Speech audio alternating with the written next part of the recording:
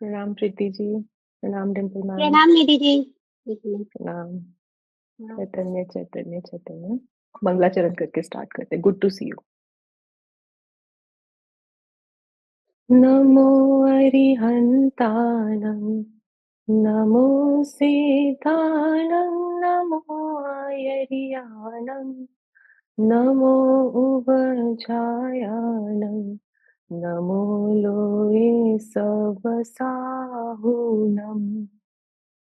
मङ्गलं भगवान् वीरो मङ्गलं गौतमो गणी मङ्गलं कुन्दकुन्दार्यो जैनधर्मोऽस्तु मङ्गलं सर्वमङ्गलमाङ्गल्यं सर्वकल्याणकारकं प्रधानं सर्वधर्माणां जैनं जयतु शासनम् जैनं जयतु शासनम् जैनं जयतु शासनम्।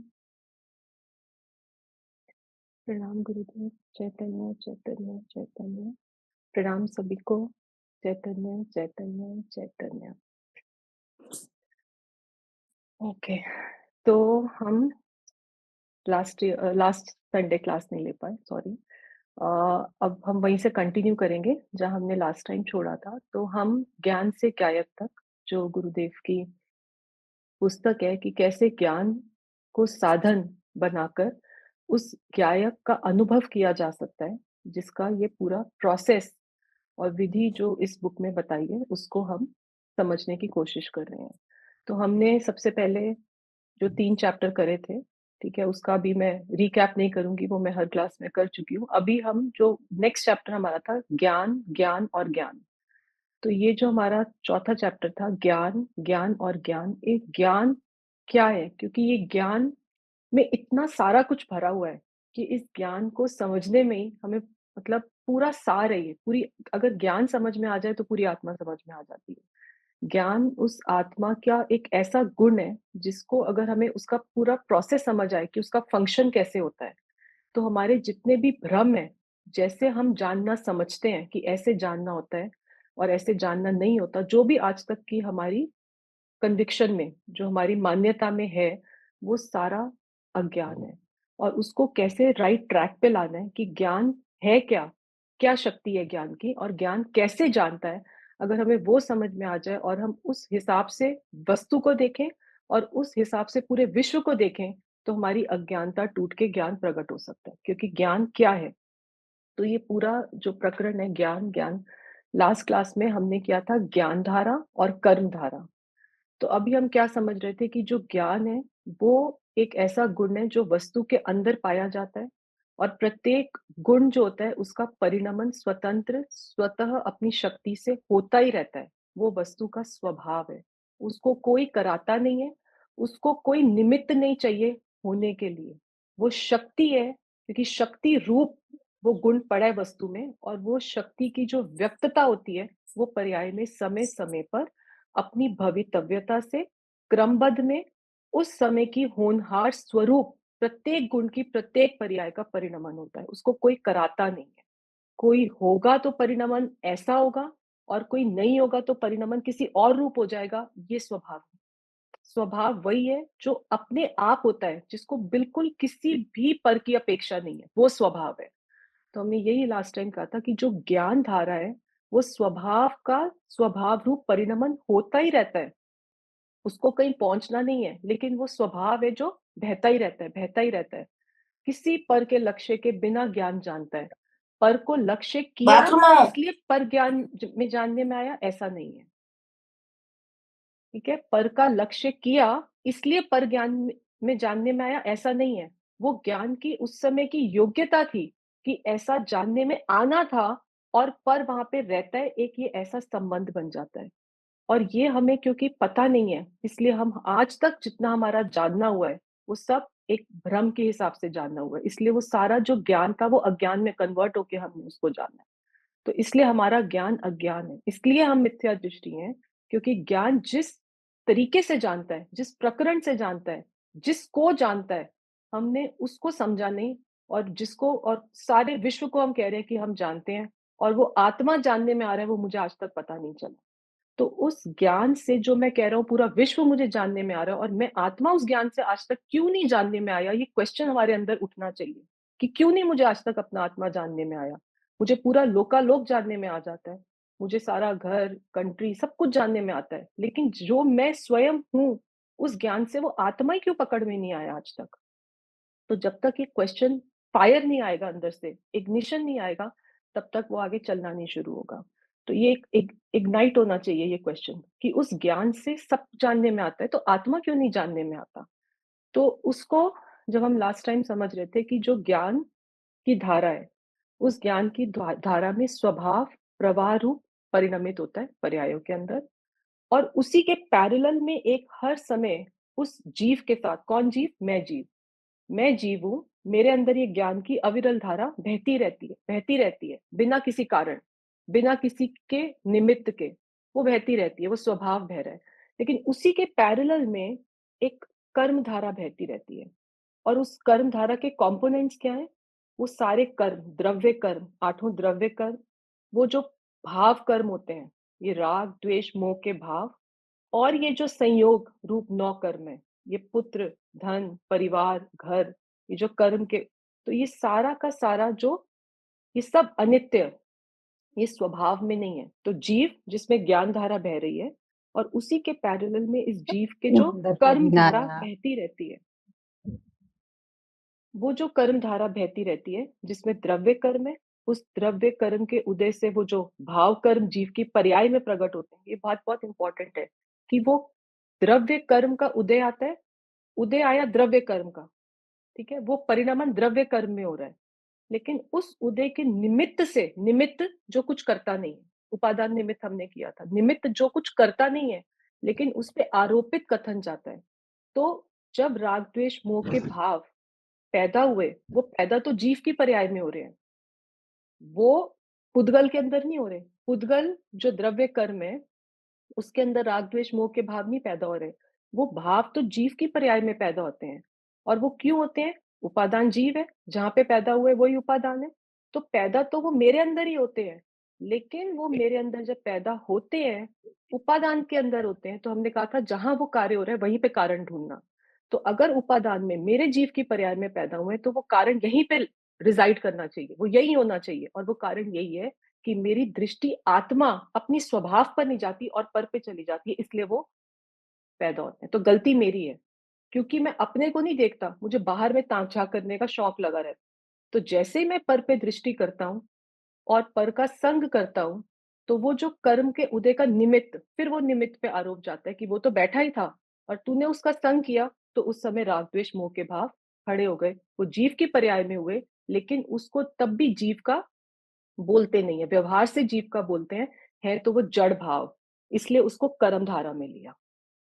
तो पहले हम ये समझिए, थोड़ा-सा ये ट्रिकी है, इसको थोड़ा-सा ध्यान से। है ये जड़ भाव, इसमें चेतना नहीं है, ये जड़ रूप भाव है।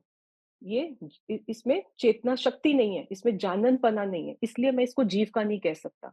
इसलिए निश्चय से ये जीव के नहीं है, क्योंकि इसमें चेतना ही नहीं है, जिसमें चेतना नहीं है उसको जीव कैसे कह सकते हैं? लेकिन उत्पन्न तो ये जीव की पर्याय में होते हैं ना। जीव की पर्याय में उत्पन्न कब होते हैं? स्वभाव से नहीं होते। जब जीव स्वभाव भूलकर पर में देखता है तब ये उत्पन्न होते हैं। इसलिए पर का लक्ष्य करने से जो भाव उत्पन्न होते हैं वो मेरे नहीं है। इसलिए उसको पर भाव बोला, इसलिए उसको कर्म धारा में लिया। ये थोड़ा-सा ध्यान से। तो व्यवहार से ये जीव के हैं, क्यों? क्योंकि ये मेरी पर्याय में उत्पन्न हुए हैं, ठीक है? ये टेबल के अंदर नहीं उत्पन्न हुए, ये हुए तो जीव की पर्याय में, लेकिन ये स्वभाव नहीं है, क्योंकि हमने लास्ट टाइम कहा था अगर ये स्वभाव होता, तो स्वभाव वही है जो अनादि अनंत रहना चाहिए। तो फिर अगर मेरे अंदर ये मोह राग द्वेष के भाव उत्पन्न होना स्वाभाविक ही है, तो फिर तो ये अरिहंत सिद्ध भगवान को भी होने चाहिए थे। पर क्योंकि उनको नहीं होते इसका मतलब ये स्वभाव नहीं था, ये स्वभाव का विपरीत परिणमन था, ये विभाव था और विभाव पर के लक्ष्य के बिना होता नहीं है। तो जब-जब मैं पर का संग करता हूँ, तब बाहर में कर्म का उदय का निमित्त पे आरोप जाता है कि वो भी बाहर में कर्म धारा में वो थे और यहाँ पुरुषार्थ की कमजोरी थी। यहाँ उदय में वो थे और यहाँ कमजोरी थी। इसलिए वो ऐसा एक बनता है, बनाव बनता है कि वो राग द्वेष के भाव उत्पन्न होते हैं। लेकिन अगर यहाँ जीव का पुरुषार्थ बलवान होगा और यहाँ पे कर्म का उदय आया भी, तो उसने उस कर्म के उदय को इम्पोर्टेंस नहीं दी। वो उस कर्म के उदय में जुड़ा नहीं, उसका पुरुषार्थ यहाँ इतना बलवान था कि वो कर्म आया और झड़ गया और यहाँ पे उस पुरुषार्थ के बल से वो अंतर्मुख, और वो क्या पुरुषार्थ है? वो शुद्धात्मा में लीन रहा। उसने शुद्धात्मा का लक्ष्य किया, तो वो कर्म आया और चला गया। अदरवाइज तो ये सारे कर्म नष्ट होने का, जो कहते हैं आठों कर्म नष्ट करके ये जो सिद्ध अवस्था मिलती है, तो ये तब तक मिल ही नहीं सकती, तो फिर कोई उपाय नहीं है, क्योंकि कर्म बलवान हो गया ना, कर्म धारा को हमने बलवान कह दिया। लेकिन यहाँ पे जो उपादान जीव द्रव्य का जो पुरुषार्थ है, वो बलवान इतना होता है कि वो आठों कर्म उदय में आते हैं और चले जाते हैं। आते हैं, पुराना जो बंध है वो निकलता रहता है, नया बंध नहीं होता। क्यों? क्योंकि अब मेरी दृष्टि अपनी आत्मा पे है। पुरुषार्थ यहाँ पे चलता है, उपादान, नया कर्म बंधन का साइकिल टूट जाता है।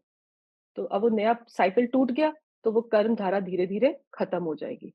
तो वो कर्म धारा खत्म हो जाती है, लेकिन ज्ञान धारा कभी रुकती नहीं है। वो तो कांस्टेंट चलती रहती है, क्योंकि वो स्वभाव। लेकिन वो कर्म धारा जो बह रही थी, वो रुक जाएगी, क्योंकि वो स्वभाव नहीं था। इसलिए सिद्ध भगवान को कोई कर्म नहीं है। सारे कर्म नाश हो गए, तो अब कोई कर्म धारा बहती नहीं है। ये क्लियर हुआ? ये थोड़ा-सा डीप है, कि जो ज्ञान धारा है वो स्वभाव है। इसलिए वो अनादि अनंत तक रहने वाला है। वो कभी जाने नहीं वाला मुझे छोड़ के, इसलिए वो मैं ही हूँ। वो मेरा ही व्यक्त शक्ति का व्यक्त परिणमन है। लेकिन जो कर्म धारा है, वो मैं नहीं हूँ। वो मुझसे भिन्न एक परद्रव्य है। वो कर्म, जड़, पुद्गल परद्रव्य है।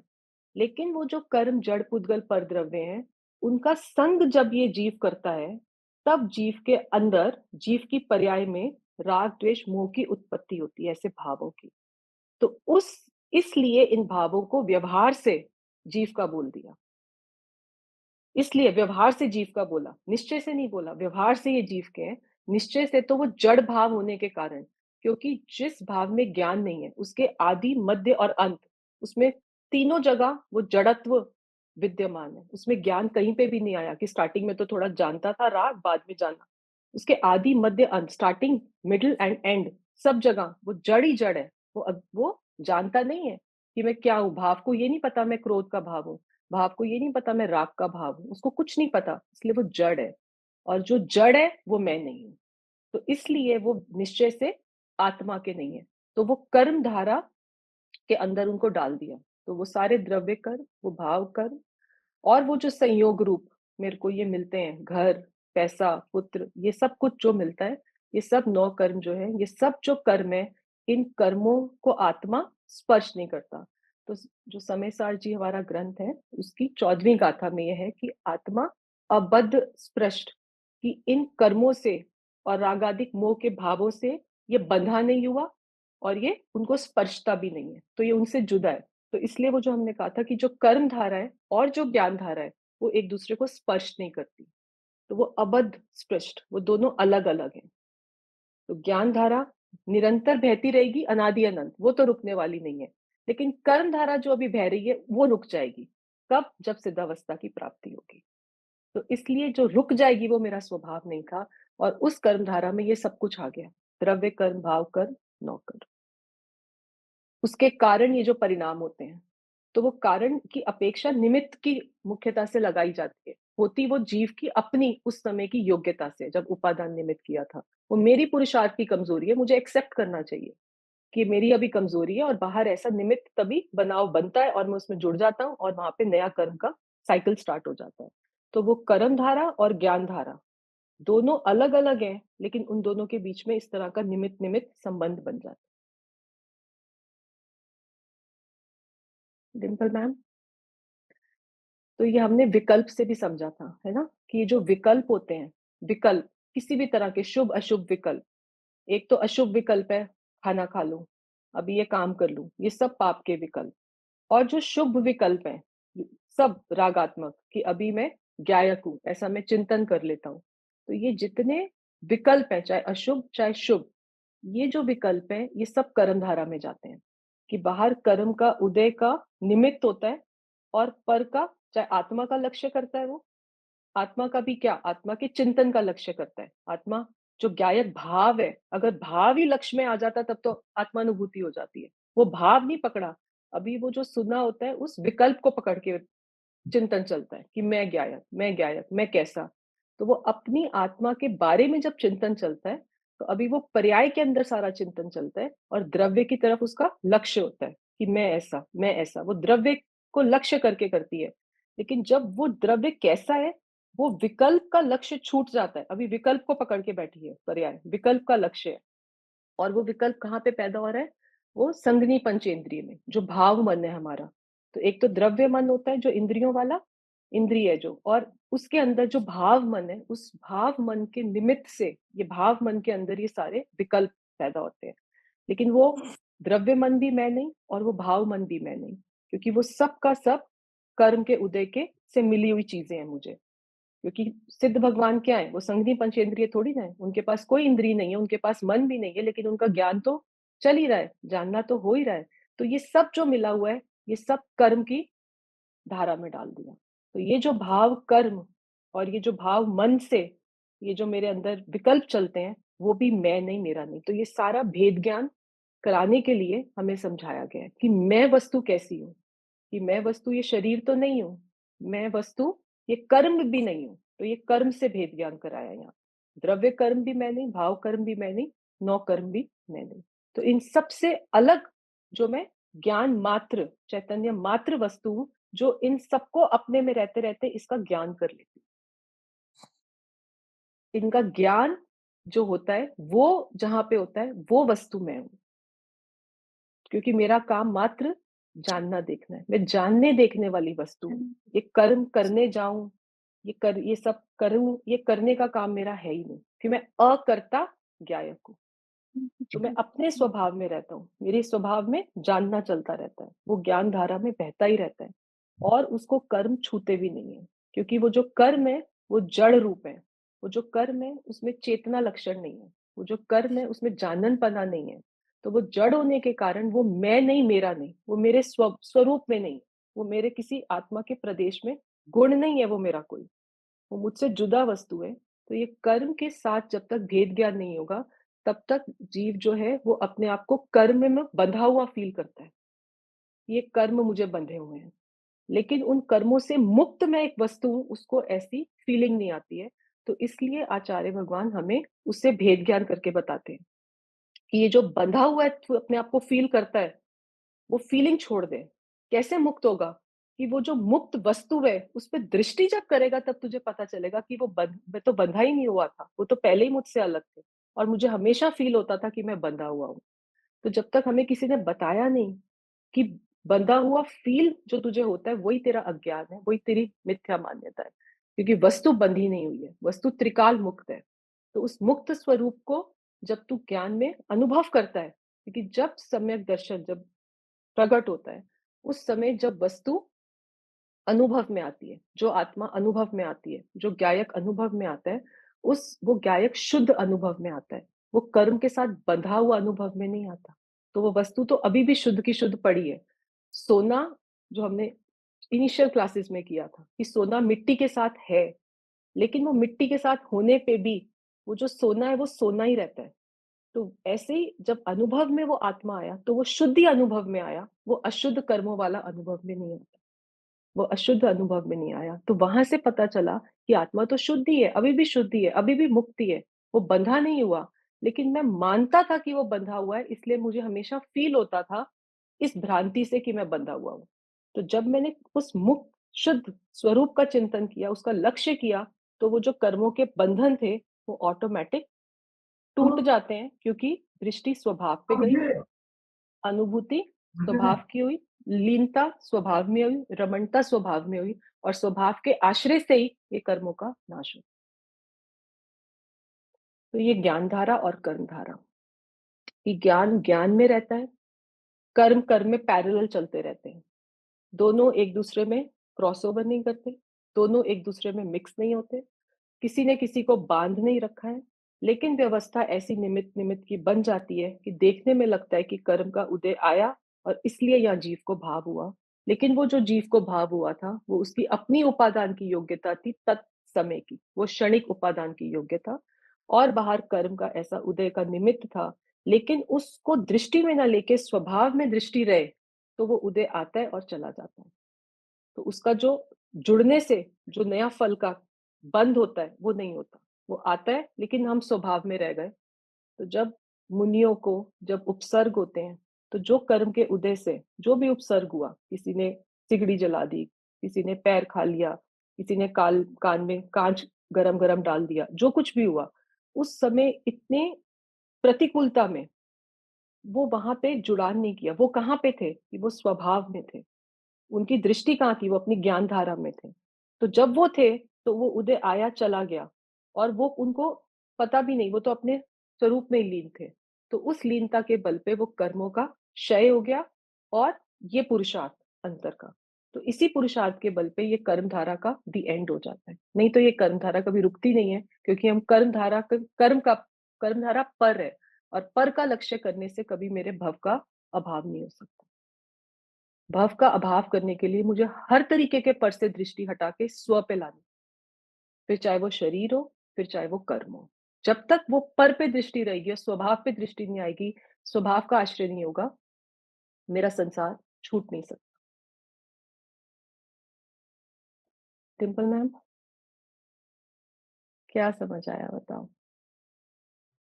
अ, जो भाव आते हैं वो जीव के उपादान की योग्यता है और कर्म पर उसका कुछ नहीं है। जो भी राग, द्वेष भाव जो है वो जड़ है। वो हम्म। जीव चेतना नहीं है, चैतन्य हम्म। नहीं आता है।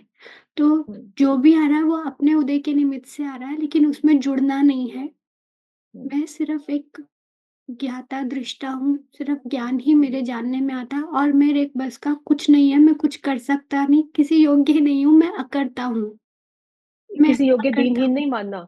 मैं कुछ नहीं कर सकता, ये मेरी क्वालिटी है कि मैं कुछ करता ही नहीं हूँ, इसीलिए तो हाँ, मैं प्योर हूँ। इसको पॉजिटिव इसलिए वे में मैं लेना। प्योर हूँ। हाँ, इसलिए हाँ, मैं प्योर हूँ, क्योंकि मैं तो कुछ इसलिए मैं करता ही प्योर। नहीं हूँ। मैं हाँ, क्या कर लूंगा? मैं कुछ मैंने कर कोई सकता पाप नहीं नहीं। किया, हाँ, क्योंकि मैं तो हाँ, स्वभाव से ही अकर्ता हूँ ना। करता हूँ, हाँ, हाँ। तो मेरे करने से कुछ नहीं होगा, क्योंकि मेरे में करने नाम की कोई शक्ति नहीं है, मैं तो शक्ति सिर्फ नहीं है, मैं जानने सिर्फ़ वाली जानने वस्तु हूँ। वाला वस्तु हूँ।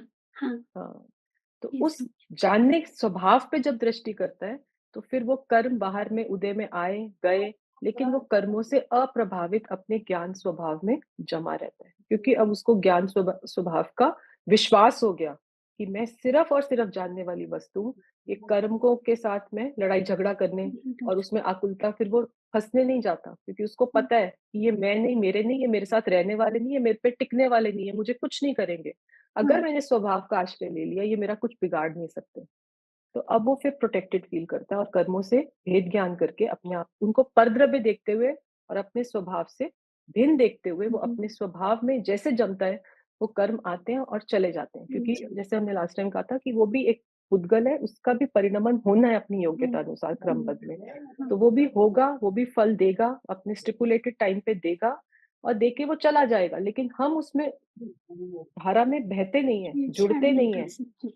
तो इसलिए हमारा डैमेज नहीं हो पाता उस ऑर्डर का, जिस ऑर्डर का होता अगर हम अपने आप को उसमें जुड़ान कर लेते। बिल्कुल, तो ये मुक्त होने का हमें जो आचार्य भगवानों ने तरीका बताया, ये कर्म का साइकिल टूटेगा कैसे, कि मैं कर्म से जुदा अबद्ध स्पृष्ट हूं, मैं बंधा नहीं हूं उनसे, और वो मुझे स्पर्श भी नहीं करते।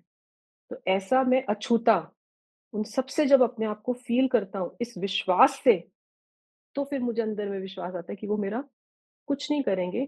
तब नहीं करेंगे जब मैं स्वभाव में जमूँगा, जब मैं इसका विश्वास हाँ, करूँगा। हाँ, हाँ, लेकिन अगर मैं विश्वास नहीं करूँगा, तो मैं नियम से उसमें जुड़ूँगा तो अपना ही घात करूँ, जो अनादि से हाँ, करता ही आ रहा हूँ जुड़-जुड़ के। करता आ रहा हूँ। हाँ, हाँ, ठीक है?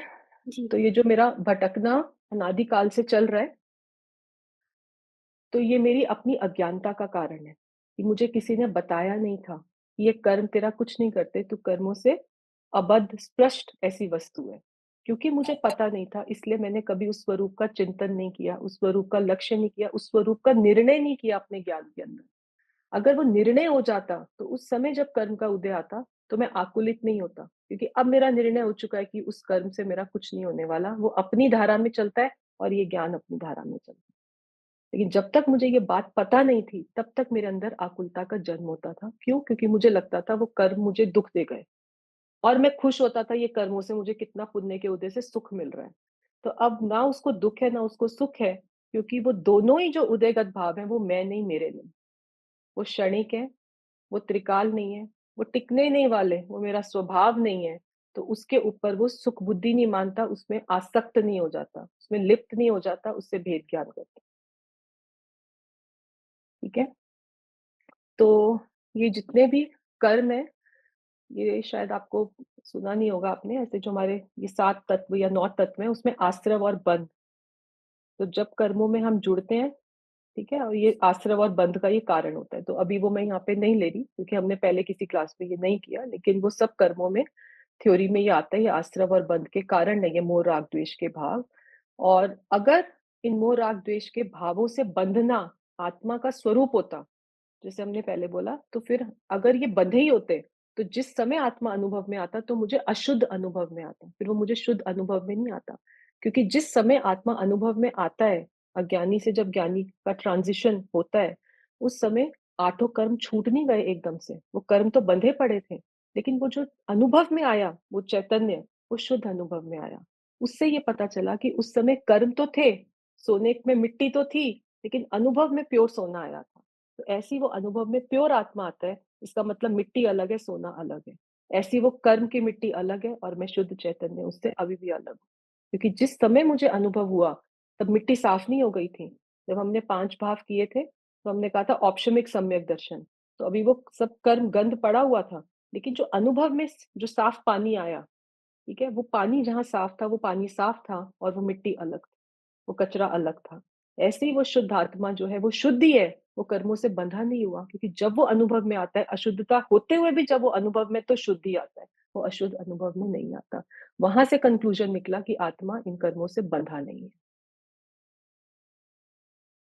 ये उसका एनालिसिस करके समझ आया, ये उसके अनुभव से पता चला कि अशुद्धता होते हुए भी वो शुद्धि आ रहा है, तो वो अशुद्धता उस शुद्धता के अंदर इंटरैक्ट नहीं करती, ट्रांज़ैक्शन नहीं है, वो अलग पड़ी रहती है।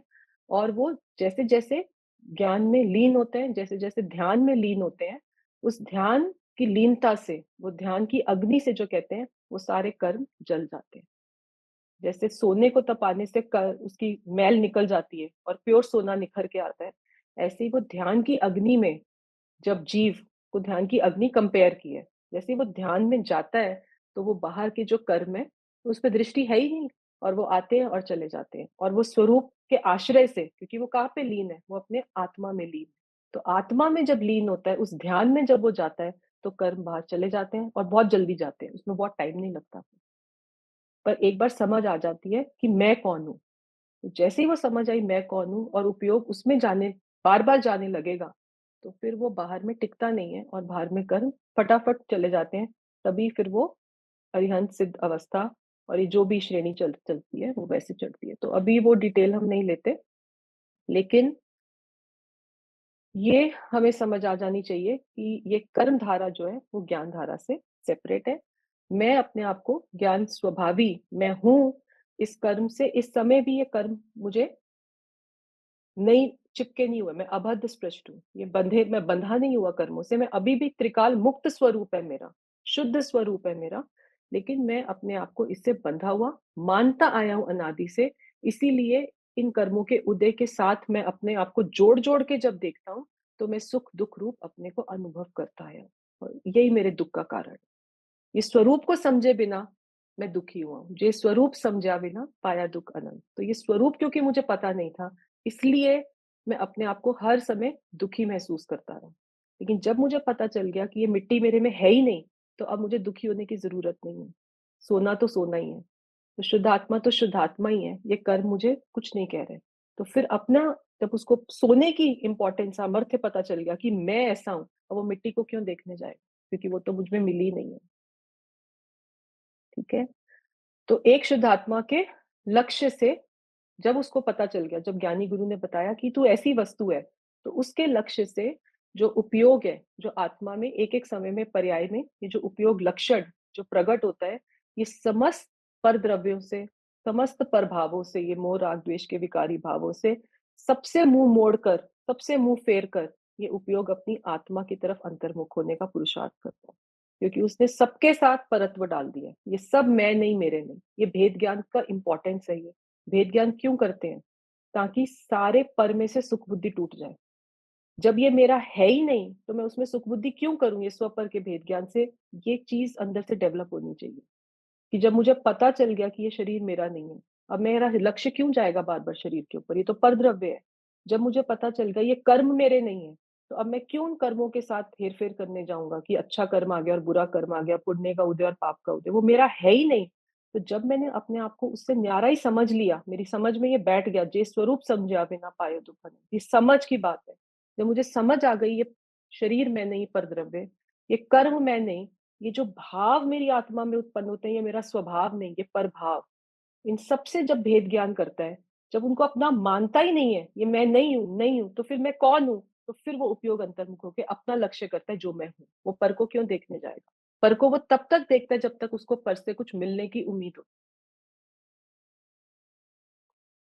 जब तक उसकी पर में सुख बुद्धि है, विकल्प से तो मेरा काम हो जाएगा, विकल्प से ज्ञान होता है, तब तक उसको आत्मा नहीं मिलेगा, क्योंकि अभी विकल्प में सुख बुद्धि रह गई। तत्व विचार से मुझे आत्मा मिल जाएगा, अभी तत्व विचार में सुख बुद्धि रह जाएगी, वहां भी भेद ज्ञान करना पड़ेगा। क्योंकि विचार वो भाव मन के निमित्त से हो रहा है, वो भाव मन है, और आत्मा में भाव मन होता ही नहीं है। सिद्ध भगवान को तो भाव मन है ही नहीं, तो वहां से भी तोड़ा देंगे फिर, कि वहां से भी टूट जा। लेकिन फिर क्यों कर रहा हूं मैं तत्व विचार?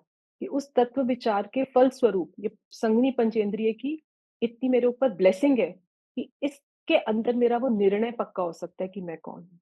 तो उस निर्णय के बल पे फिर वो निर्विकल्प आत्मा का अनुभव कर सकता है। जब तक निर्णय ही नहीं हुआ कि मैं कौन वस्तु हूं, उस निर्णय के लिए मन चाहिए, क्योंकि मन से ही विचार होता है, मन के बिना विचार भी नहीं होता। तो विचार के अंदर ज्ञान का विचार करते करते ज्ञान का निर्णय पक्का हो कि मैं वस्तु कैसी हूं, उस निर्णय के फल स्वरूप निर्विकल्प अनुभूति में जाएगा। तो इसलिए अभी मन मेरे लिए हे है, उस मन का भी मुझे आश्रय नहीं लेना निर्विकल्प अनुभूति के समय। लेकिन जब तक निर्विकल्प अनुभूति नहीं होती, उस मन के माध्यम से ही मेरा निर्णय बनता है कि मैं कौन हूं। क्योंकि जब तक मेरे पास मन नहीं था, मैं एक इंद्री, दो इंद्री, तीन इंद्री, पंचेंद्री तक था, तब तक ये विचार भी नहीं आता था कि मैं कौन हूं। तो ये विचार करने के लिए मन की इतनी तो इम्पोर्टेंस है, लेकिन इतनी ही इम्पोर्टेंस है, इससे ज्यादा नहीं है। कि जब निर्णय पक्का फर्म हो जाए, उसके बाद इस मन को भी साइड लगा देना है। इसके अंदर अपनापन नहीं करना। इसको भी अत्यंत पर जानता है, जो हम भेद ज्ञान की बात कर रहे हैं कि पर द्रव्य शरीर में नहीं, तो ये द्रव्य मन भी मैं नहीं और ये भाव मन भी मैं नहीं। वहां से भी भेद ज्ञान करके ये विकल्प मैं नहीं कि मैं ज्ञायक, तो फिर वो विकल्प का भी लक्ष्य छूटेगा नहीं जब तक तो ज्ञायक का भाव रह नहीं। अभी तो विकल्प में सुख बुद्धि रह गई कि मैं ज्ञायक का विकल्प तो चल रहा है ना, कम से कम इतना तो अच्छी बात है ना। लेकिन अगर वो अच्छी बात लग गई तो फिर गायक नहीं मिलता, क्योंकि उसको गायक का विकल्प ही अच्छा लग रहा है। ठीक है, तो ये सबको कर्मधारा में लेना है, ज्ञान इससे सेपरेट है। तो कर्मधारा में ही ये विकल्प हो रहे हैं, चाहे शुभ विकल्प, चाहे अशुभ विकल्प, चाहे ज्ञान के विकल्प, चाहे पाप के विकल्प।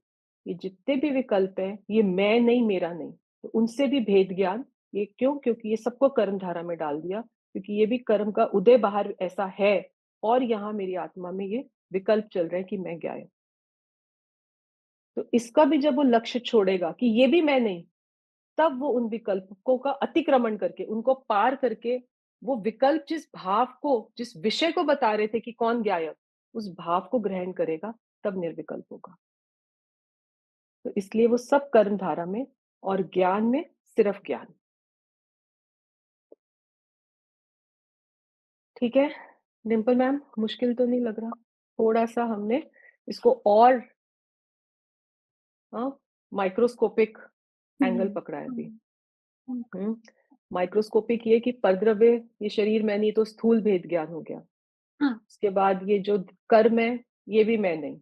ये भी मैंने फिर वो जो भाव है, ये भी हुँ, मैं नहीं। मैंने फिर ये जो विकल्प हो रहा है कि मैं ज्ञायक, इसका भी अगर लक्ष्य रह गया, तो वो ज्ञायक का अनुभव नहीं होगा, क्योंकि ये विकल्प भी उस कर्म के उदय के निमित्त से आ रहा है।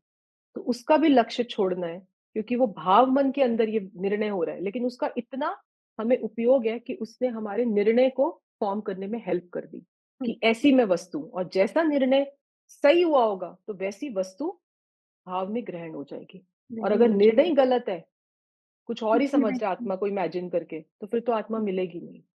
बिल्कुल, लेकिन अगर निर्णय में क्रिस्टल क्लियर है कि ऐसी ही आत्मा है, तो फिर वो जो अनुमान ज्ञान में जो उसका बनाया था मॉडल कि ऐसा है आत्मा, वो अनुभव में कन्वर्ट हो जाए।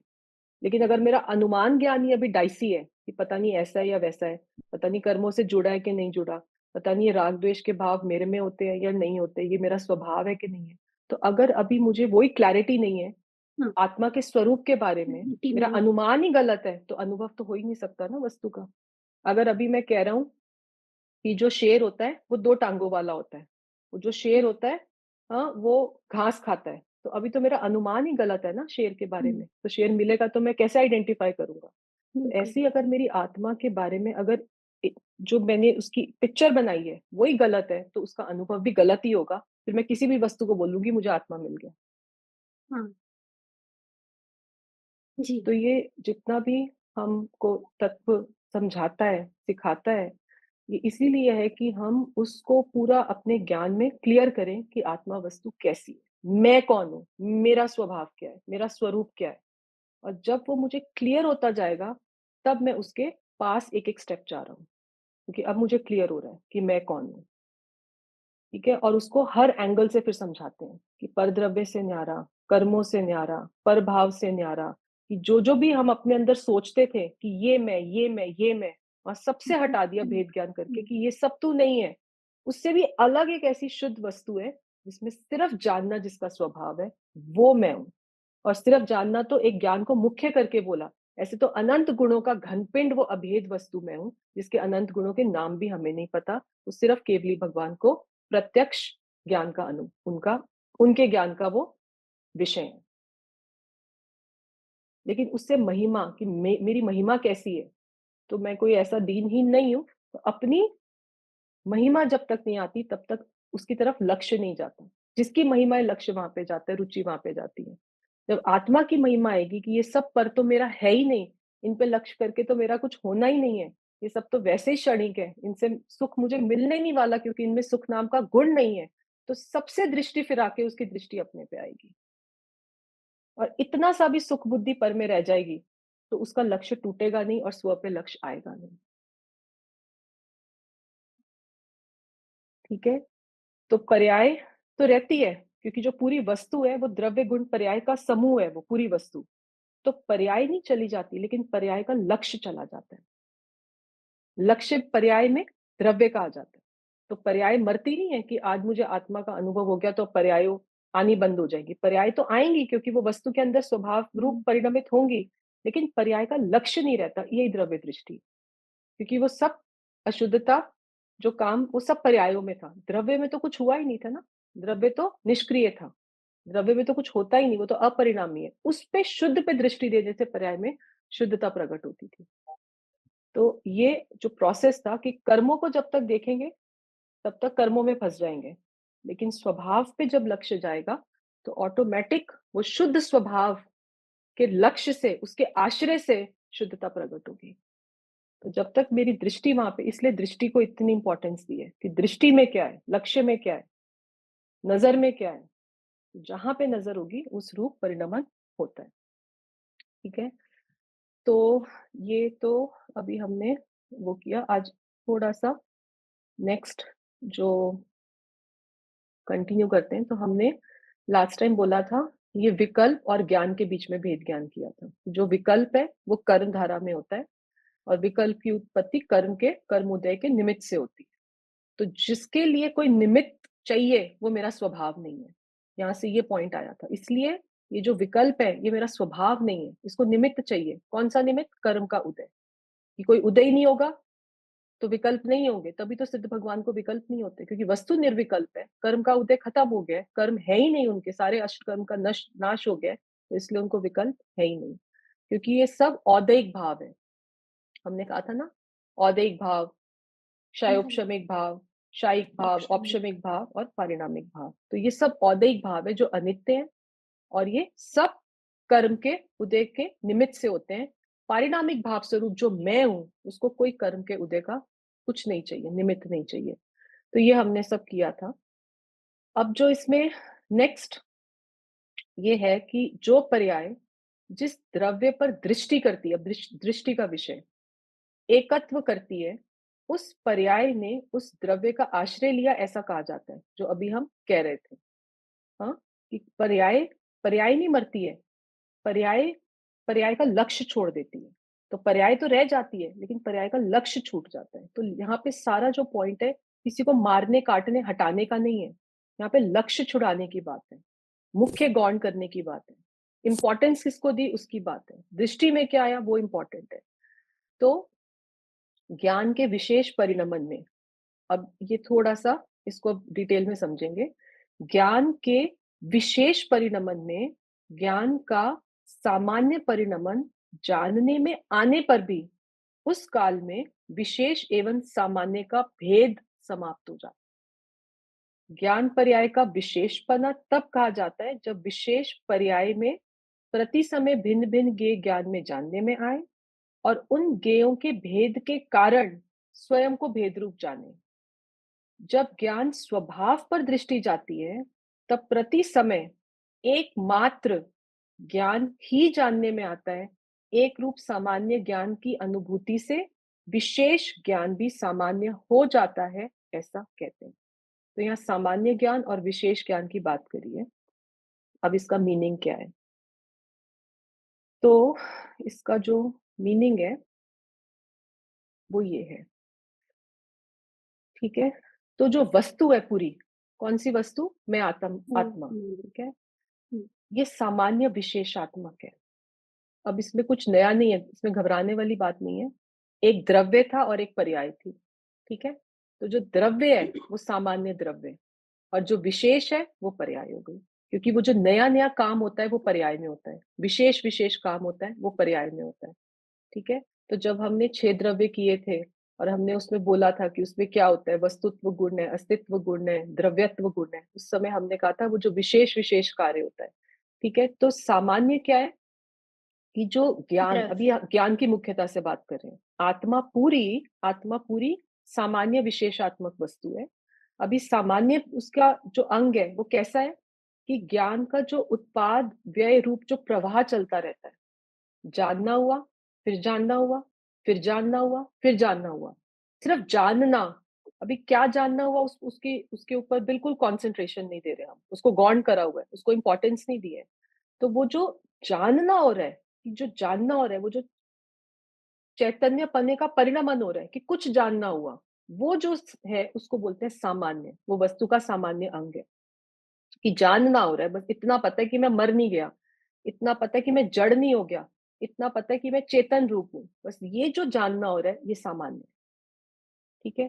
अब ये जो जानना हुआ ज्ञान का उत्पाद व्यय रूप प्रवाह, ठीक है, इस जानने में जो पहला जानना हुआ उसमें भी मैंने टेबल को जाना, फिर जो दूसरा जानना हुआ उसमें मैंने कुर्सी को जाना, कुर्सी जैसा आकार था। जो तीसरा जानना हुआ उसमें मैंने पेन को जाना। तो टेबल का ज्ञान, कुर्सी का ज्ञान और पेन का ज्ञान, ये जो तीनों ज्ञान के आकार बने, ये विशेष ज्ञान हो गया।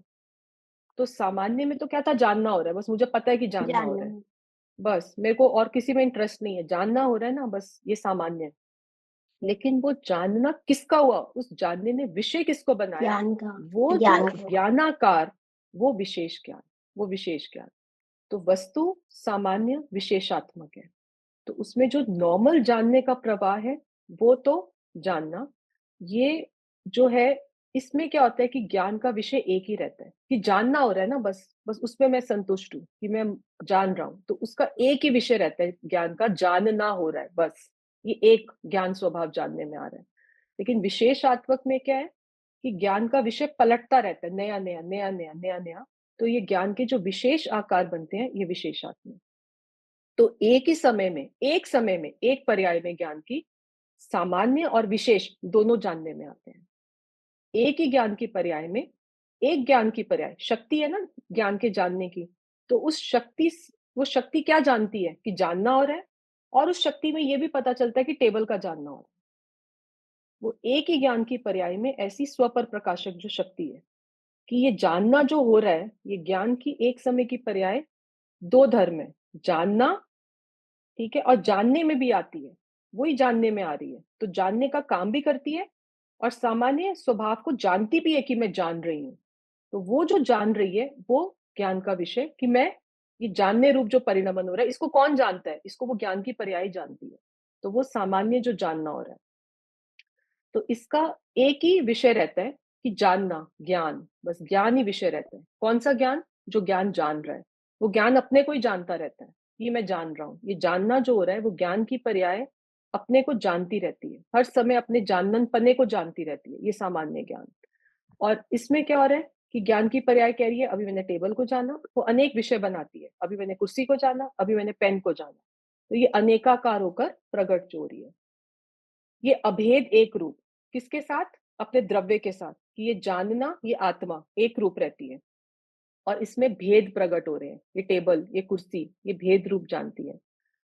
तो अब जो दृष्टि का विषय है, अब अगर मैं भेद कर करके जानूंगा, ज्ञान का स्वभाव एक समय की पर्याय, काम सारा पर्याय में हो रहा है, सामान्य विशेषात्मक, ठीक है, पर्याय के अंदर।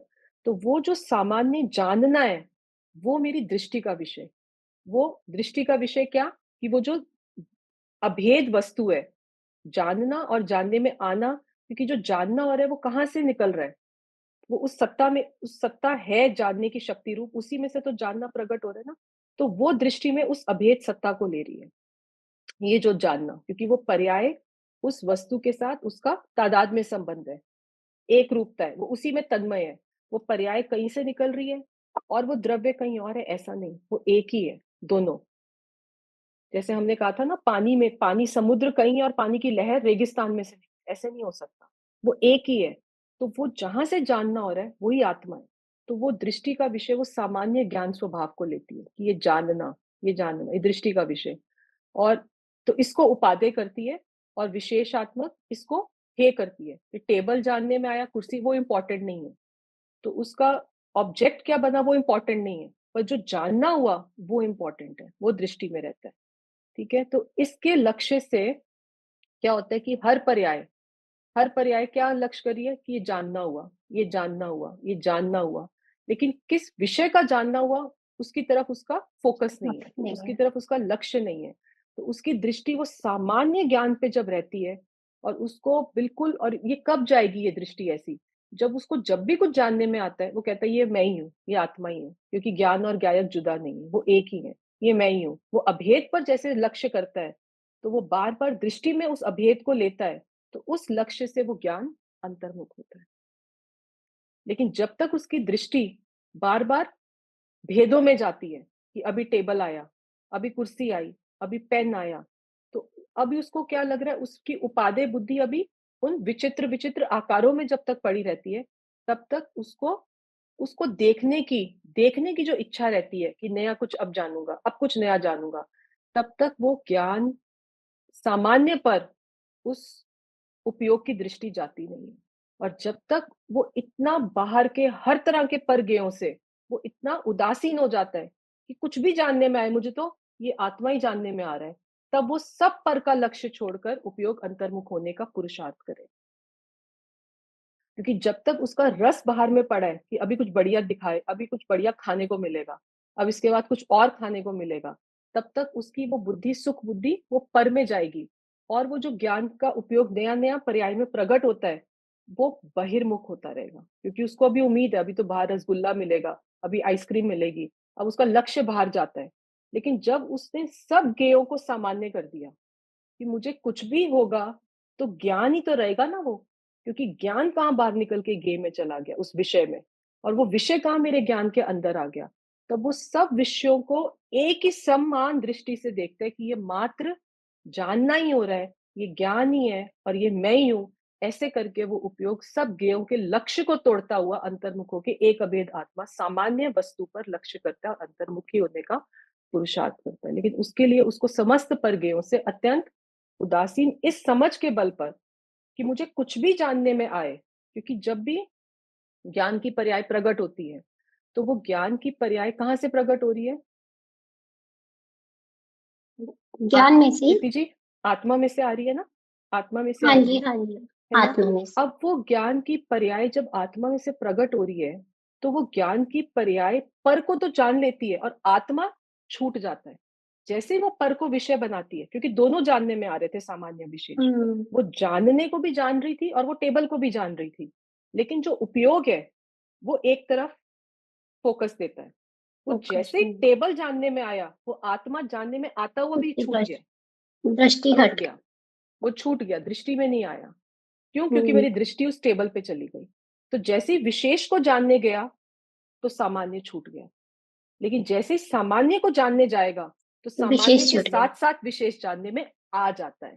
क्योंकि जैसे ओह! ही आपने नमक खाया, तो नमक के अंदर फ़ोकस पूरा कहाँ था कि मैं नमक, मुझे नमक का ही स्वाद आ रहा है, नमक का ही आ रहा है।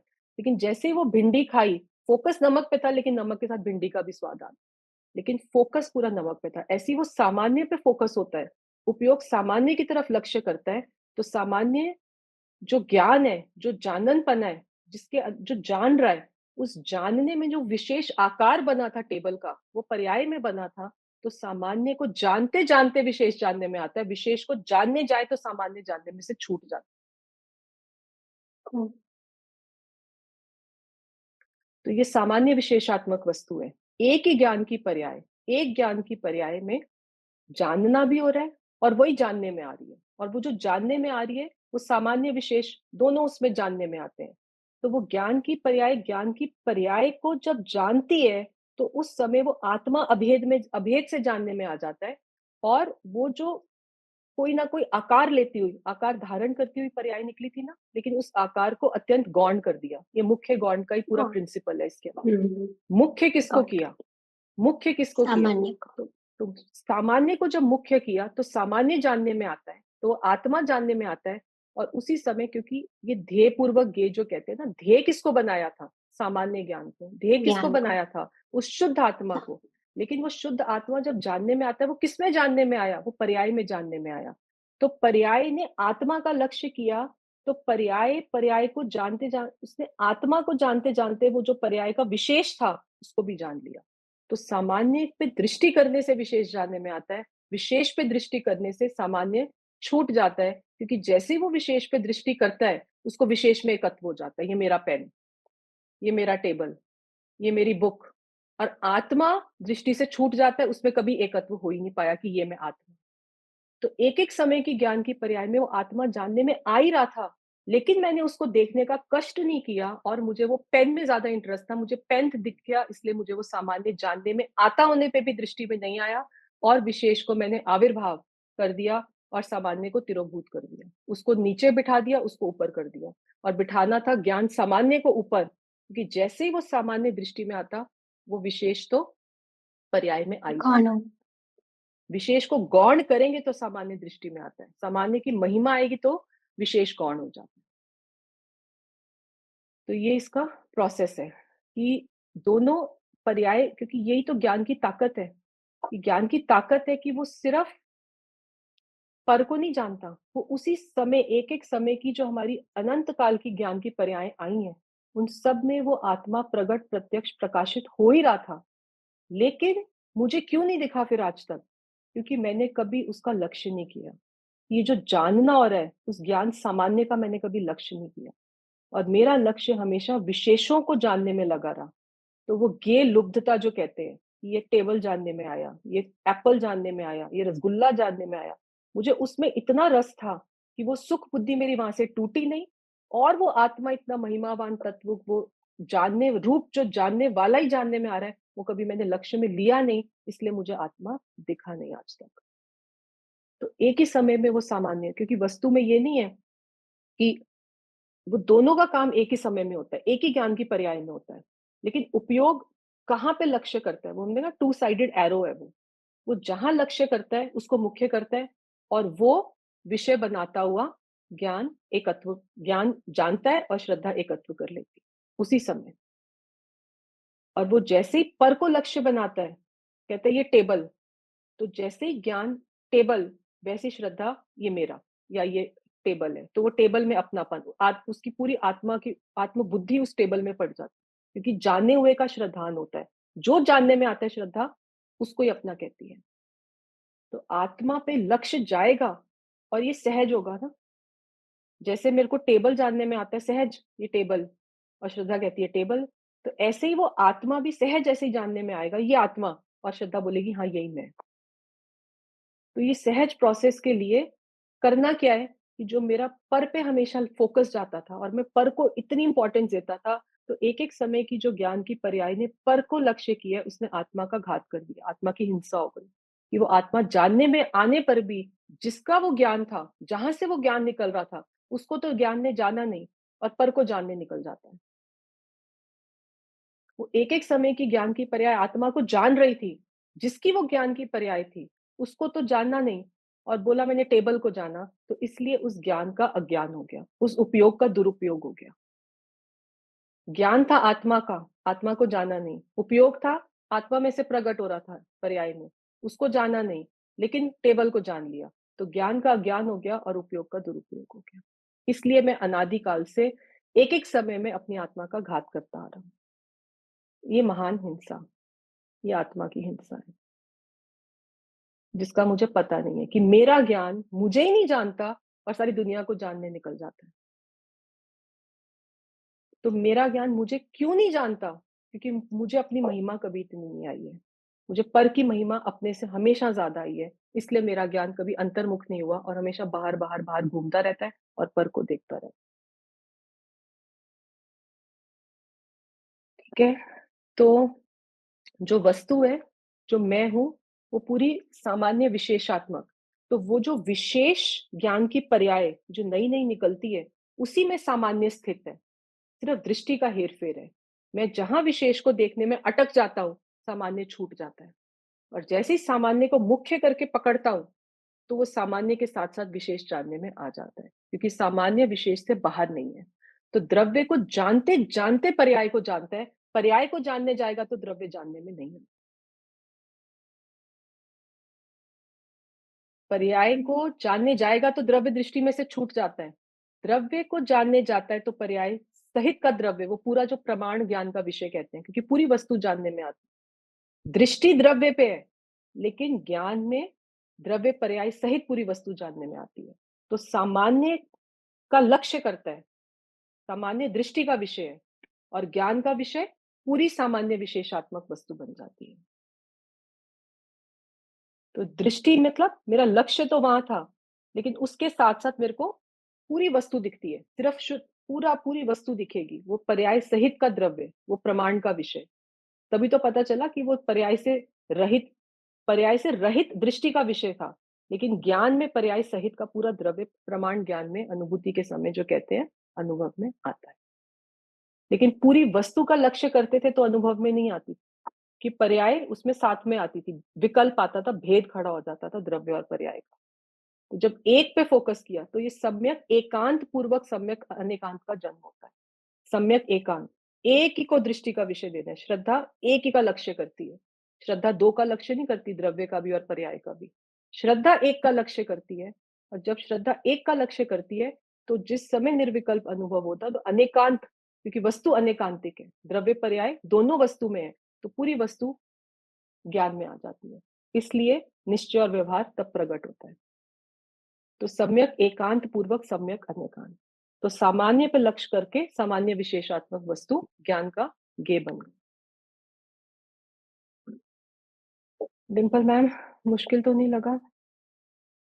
बिल्कुल नहीं। हुँ? बिल्कुल नहीं, नहीं, बिल्कुल नहीं। तो प्रीति जी, क्या हमने करा इसमें? आप कंक्लूजन बताओ फिर आज। बिल्कुल, आवाज़ आ रही है मैम? हाँ जी आवाज़ आ रही प्रीति है? जी। हाँ जी, हाँ जी। बस ये जानने में ये है, आत्मा को एक अगर सम 2 तरीके से हम एक दिखाया गया है, एक द्रव्य की तरह से और एक पर्याय की दृष्टि से। द्रव्य की दृष्टि से हमने इसे सामान्य की तरह सामान्य रूप में बोला है कि जो आत्मा है एक अ, जिसमें पर्याय भी है और धर्म, पर्याय, गुण सब है, लेकिन हम उसे भेद रूप में नहीं देखेंगे, उसे एक सिर्फ आत्मा को सिर्फ ज्ञान के रूप में ये मुझे देखना है। पर्याय कि उसे हर एक को हम अलग-अलग रूप में क्या ज्ञाकार में देखते हैं, अलग-अलग दृष्टि से, हुँ, जैसे कि अलग-अलग रूप हुँ, में देखते हैं कि 1 मिनट अलग-अलग ज जो आकार दिखाई दे रहे हैं, वो दिखाई दे रहे हैं हमें। लेकिन हम द्रव्य की दृष्टि से अगर उसे देखते हैं, तो हम उसे सिर्फ़ एक ज्ञान ही नज़र में आता है। सिर्फ़ सब चीज़ हमें ज्ञान ही दिखाई देता है कि हर तरफ ज्ञान, ज्ञान, ज्ञान। उसमें जो आकार दिखाई दे रहे हैं, वो एक ज्ञान के रूप में बदल जाते हैं कि मतलब वो आकार की तरफ दृष्टि गौण होके हमें सिर्फ़ ज्ञान ही दिखाई देता है। और वो ज्ञान में भाव किसका कि वो ज्ञायक ही है, क्योंकि वो वो ज्ञान ही ज्ञायक अगर ही है। हाँ, दिखाई मैं दिया तो ज्ञान गुण गुणी के भेद में हम रुक जाएंगे, तो हमें वहां भी नहीं रुकना। ज्ञान को मुख्य जरूर किया है, लेकिन ज्ञान बोलते ही वो पूरा अनंत गुणों का जो घनपिंड आत्मा है वो ही मैं हूँ। तो वो ज्ञान को हुँ, भी सिर्फ मुख्य करके बताया है, लेकिन उस ज्ञान में वो पूरे ज्ञायक का भाव, वो पूरी आत्मा द्रव्य है पूरी जिसमें आत्मा अनंत का गुण भाव। है। हाँ, हाँ, हाँ, हाँ, बिल्कुल, क्योंकि कि पूरी अनंत गुण आत्मा है। का क्योंकि सिर्फ ज्ञान को भी पकड़ा तो एक ज्ञान नहीं है इस आत्मा में, तो अनंत गुण है। ज्ञान में अनंत गुण है। हाँ, अनंत, ज्ञान में अनंत ज्ञान में गुण है। नहीं, आत्मा में। लेकिन उस सॉरी, ज्ञान, सॉरी, हाँ, आत्मा में, आत्मा में आत्मा में अनंत। तो वो जो ज्ञान है उसको मुख्य करा है, क्योंकि जानने का जो काम है वो ज्ञान में हो रहा है। तो वो जो ज्ञान है वो अपने, जैसे ही उस वो पूरे द्रव्य पे, क्योंकि वो उसका पूरा निर्णय करके बैठा था, वो समझ के बैठा था कि आत्मा वस्तु कैसी है। तो वो ज्ञान में ही निर्णय हुआ, ज्ञान में ही विवेक था, ज्ञान ने ही समझा सबको। तो ज्ञान ने ही भाव मन के अंदर ये पूरा पिक्चर क्रिएट करी अनुमान में कि ऐसी आत्मा वस्तु है। लेकिन अब वो भेद पे नहीं लक्ष्य करता, अभी ये टेबल, अभी ये कुर्सी, क्योंकि अब उसने उन सबको जान लिया कि ये जितने भी ज्ञानाकार हैं ये ज्ञान से ही बने हुए हैं और यही ज्ञायक मैं हूं। तो ऐसे वो भेद का लक्ष्य छोड़कर अभेद पे जंप करेगा, क्योंकि जब तक भेदों में अटकेगा, बाहर के तो ये भेद टेबल कुर्सी ये हो गए, लेकिन अभी ज्ञान और ज्ञायक का भी भेद समाप्त करना है उसको, कि ये हुँ, ज्ञायक ही है, ये ज्ञायक ही है, उस भेद को ज्ञायक ही है। समाप्त करेगा। तब वो वहां पे भी तो पहले शुद्ध में आएगा, और शुद्ध को लांग कर फिर वो स्वभाव पर आएगा कि ये स्वभाव जो में स्वभाव। जानन स्वभाव ये मैं, तो फिर वो पूरी वस्तु ग्रहण हो जाएगी। तो एक आपने इसलिए जब बोला कि जब स्वभाव में जब आएगा तो उसे हमें पर भी दिखाई देगा और स्व पे भी दृष्टि होगी, लेकिन पर गौण हो जाएगा। और जैसे अभी नहीं आपने नहीं, बोला कि दृष्टि का विषय तो एक ही है, वो तो शुद्ध आत्मा है, पर्याय से रहित। वो तो दृष्टि का एक ही विषय है, दृष्टि दो पे नहीं जाएगी कि पर्याय भी दृष्टि में, भिंडी भी ले लूं और नमक भी ले लूं। वो दृष्टि तो नमक पे ही है, स्वभाव पे ही है। लेकिन जिस समय उसको वो टेस्ट करता है, तो उस समय भिंडी सहित का नमक टेस्ट में आता है। तो अच्छा, ऐसे ही वो दृष्टि तो पूरी उसकी अपनी आत्मा पे, ये शुद्ध आत्मा पे। लेकिन जैसे ही उसको अनुभूति होती है, वो पूरा द्रव्य पर्याय सहित की वो जो आत्मा है वो अनुभव का विषय बनती है, उसको बोलते हैं प्रमाण ज्ञान। मान लिया। प्रमाण ज्ञान। तो दृष्टि में प्रमाण ज्ञान नहीं लिया था, दृष्टि में पर्याय द्रव्य को नहीं लिया था, दृष्टि में तो प्योर द्रव्य लिया था। और लेकिन अनुभव में जब आया तो वो प्रमाण ज्ञान, तभी सम्यक एकांत पूर्वक सम्यक अनेकांत का जन्म। दृष्टि को एक विषय दिया था, एकांत रूप में, श्रद्धा को सम्यक एक विषय एकांत। दिया था, और ज्ञान जो है उसने पूरा जान लिया, तभी ज्ञान सम्यक हुआ। अगर आधा अधूरा जानता तो सम्यक नहीं होता, फिर तो मिथ्या रह जाता। हुँ, बिल्कुल। बहुत अच्छे से समझाया आपने। चलो ठीक है, डिम्पल मैम आपके लास्ट, उसके बिना खत्म नहीं होगी क्लास। क्या समझ आया? ज्ञान सामान्य होते हुए विशेष को अपने आप जान लेता है और ज्ञान सामान्य हम्म, ही रखना है, विशेष पे दृष्टि नहीं करनी है। जो हम्म, जानने में आ रहा है वो मेरा ही ज्ञान है और वही सामान्य ज्ञान है। यही मैं हूँ, हम्म, यही मैं हूँ, यही मैं हूँ। विशेष को, वेरी गुड, यही मैं हूँ, विशेष को सामान्य करते करते यात्रा।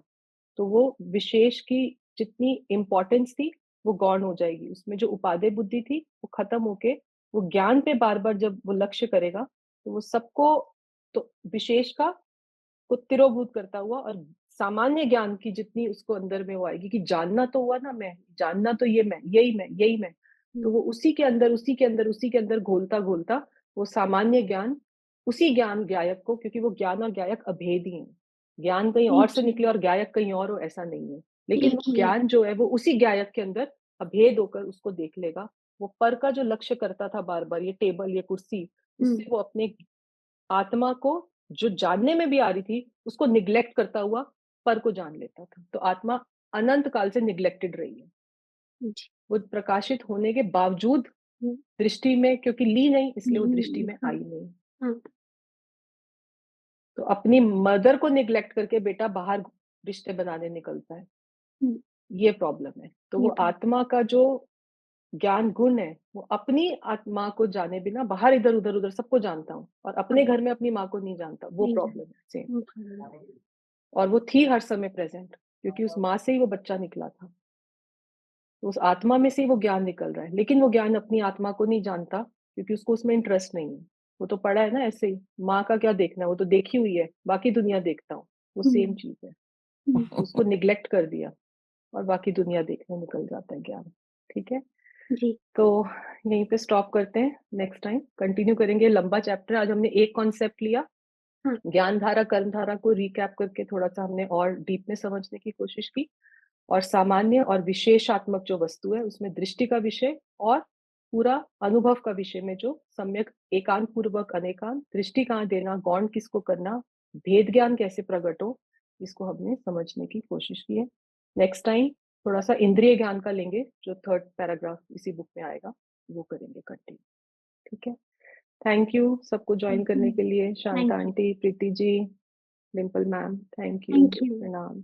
चैतन्य, चैतन्य, चैतन्य, चैतन्य। चैतन्य, चैतन्य।